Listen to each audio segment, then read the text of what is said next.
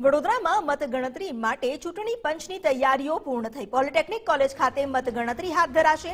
98 table પર 19 રાઉન્ડમાં થશે મતગણતરી। વાઘોડિયા બેઠકની મતગણતરી 14 ટેબલ પર 19 રાઉન્ડમાં થશે। પોસ્ટલ બેલેટની ગણતરી માટે અલગ હોલ રાખવામાં આવ્યો છે।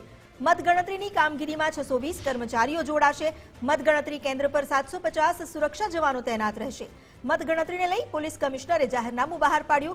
मतगणतरीना दिवसे नो पार्किंग झोन, प्रतिबंधित रस्ता पण जाहेर करी देवामां આવ્યા છે।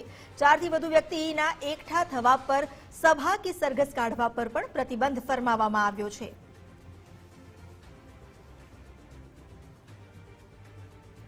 વધુ જાણકારી લઈએ સંવાદદાતા અલ્પેશ સુથાર પાસેથી। અલ્પેશ, જે જાહેરનામું બહાર પાડવામાં આવ્યું છે, મતગણતરીને લઈને શું નિર્દેશ કરવામાં આવ્યા છે? बिल्कुल त्या प्रकार बात કરવામાં આવે તો વડોદરા લોકસભા બેઠકની જે મતગણતરીની તૈયારીઓ છે તે ચૂંટણી વિભાગ દ્વારા પૂર્ણ કરી દેવામાં આવી છે। જો કે આ મતગણતરી છે તે કાલે વહેલી સવારથી જ 8 વાગે વડોદરાની જે પોલિટેકનિક કોલેજ છે ત્યાં હાથ ધરવામાં આવશે। લોકસભા બેઠકની મતગણતરી છે તે કુલ 98 ટેબલ ઉપર 19 રાઉન્ડમાં અલગ અલગ થશે। સાથે સાથે વાત કરવામાં આવે તો પોલિટેકનિક જે કોલેજ છે ત્યાં 3 લેયરનો જે પોલીસ બંદોબસ્ત છે તે ગોઠવી દેવામાં આવ્યો છે। સ્થાનિક પોલીસ સાથે સાથે અહીંયા જે અર્ધ લશ્કરી દળો છે તે પણ તૈનાત રાખવામાં આવે છે। ચોક્કસથી કોઈ પણ અનિચ્છનીય ઘટના ન બને તે માટે સ્થાનિક પોલીસ તેમજ વહીવટી તંત્ર છે તે તમામ કામગીરી કરી રહ્યું છે।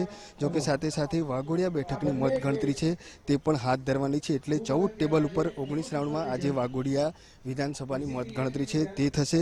ગણતરીની કામગીરીમાં કુલ 620 જેટલા કર્મચારીઓ જોડાશે, ત્યારે સમગ્ર મતગણતરી કેન્દ્ર ઉપર 750 જેટલા જે પોલીસ કર્મચારીઓ છે તે પણ જોડાશે। મતગણતરીને લઈને વડોદરા પોલીસ કમિશનર છે તેમના દ્વારા પણ જાહેરનામું બહાર પાડવામાં આવ્યું છે કે આજે આખો પોલિટેકનિકનો જે આસપાસનો વિસ્તાર છે ત્યાં નો પાર્કિંગ ઝોન તેમજ પ્રતિબંધિત વિસ્તાર તરીકે જાહેર કરવામાં આવ્યો છે અને સાથે સાથે 4 થી વધુ વ્યક્તિ એકઠા થવા પર પણ પ્રતિબંધ લગાવવામાં આવે છે।